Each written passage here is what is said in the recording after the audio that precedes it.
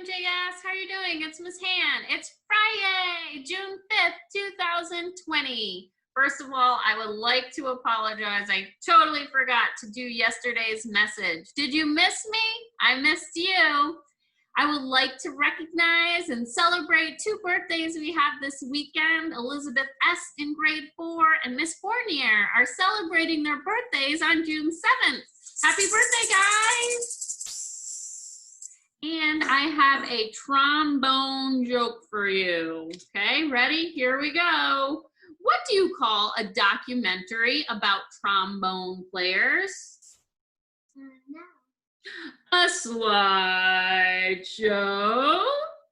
I hope you enjoyed that joke. And now I'm going to read a story about trombones or a trombone player. So I'm going to go ahead and share my screen.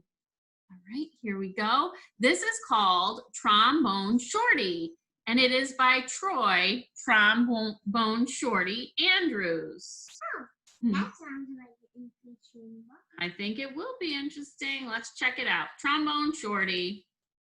Where you at? Where you at?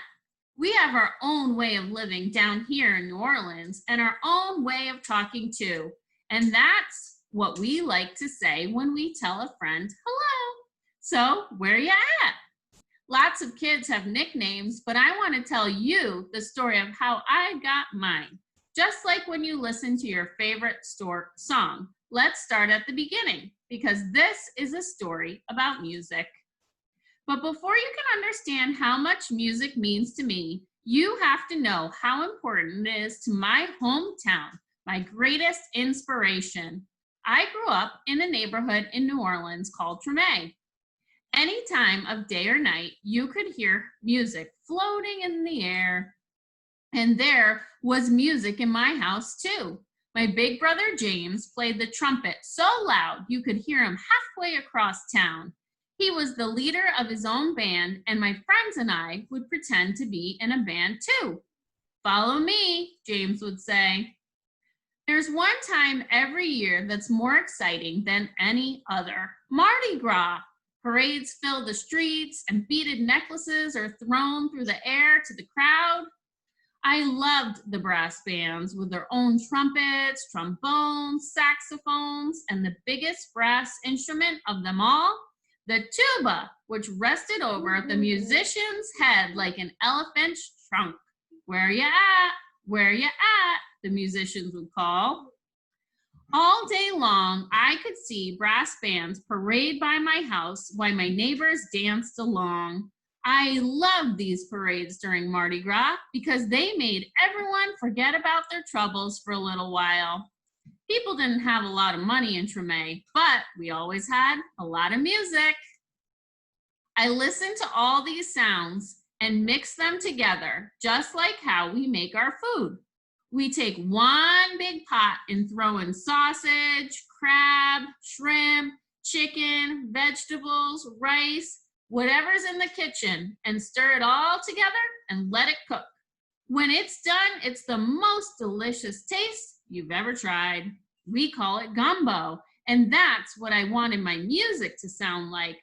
Different styles combined to create my own musical gumbo.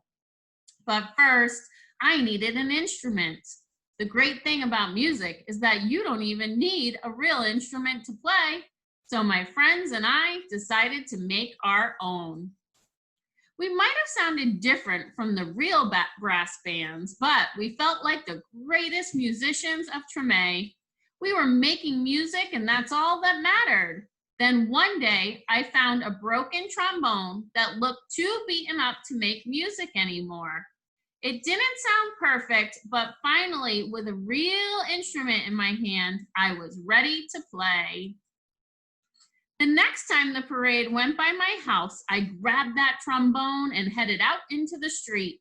My brother James noticed me playing along and smiled proudly. "Trombone Shorty," he called out, because the instrument was twice my size. "Where you at?" From that day on, everyone called me Trombone Shorty. I took that trombone everywhere I went and never stopped playing. I was so small that sometimes I fell right over to the ground because it was so heavy, but I always got back up and I learned to hold it up high. I listened to my brother play songs over and over, and I taught myself those songs too. I practiced day and night, and sometimes I fell asleep with my trombone in my hands. One day, my mom surprised me with tickets to the New Orleans Jazz and Heritage Festival, the best and biggest music festival in town. We went to see Bo Diddley, who my mom said was one of the most important musicians of all time. As I watched him on stage, I raised my trombone to my lips and started to play along. He stopped his band in the middle of the song and asked the crowd, "Who's that playing out there?" Everyone started pointing, but Bo Diddley couldn't see me because I was the smallest one in the place. So my mom held me up in the air and said, "That's my son, Trombone Shorty." "Well, Trombone Shorty, come on up here," Bo Diddley said. The crowd passed me overhead until I was standing on the stage next to Bo Diddley himself. I walked right up to the microphone and held my trombone high up in the air, ready to blow. "What do you want me to play?" Bo Diddley asked. "Follow me," I said. After I played with Bo Diddley, I knew I was ready to have my own band. I got my friends together and we called ourselves the 5 o'clock band because that was the time we went out to play each day after finishing our homework. We played all around New Orleans. I practiced, and soon my brother James asked me to join his band. When people wondered who the kid in his band was, he proudly said, "That's my little brother, Trombone Shorty. Where you at?" And now I have my own band called Trombone Shorty and Orleans Avenue, named after a street in Treme.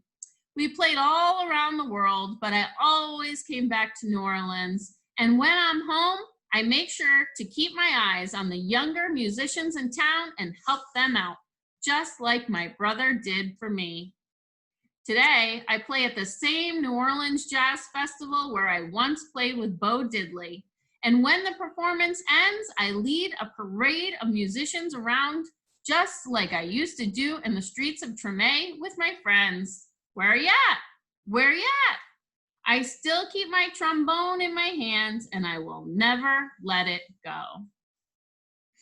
Here's some information too to help go along with this story.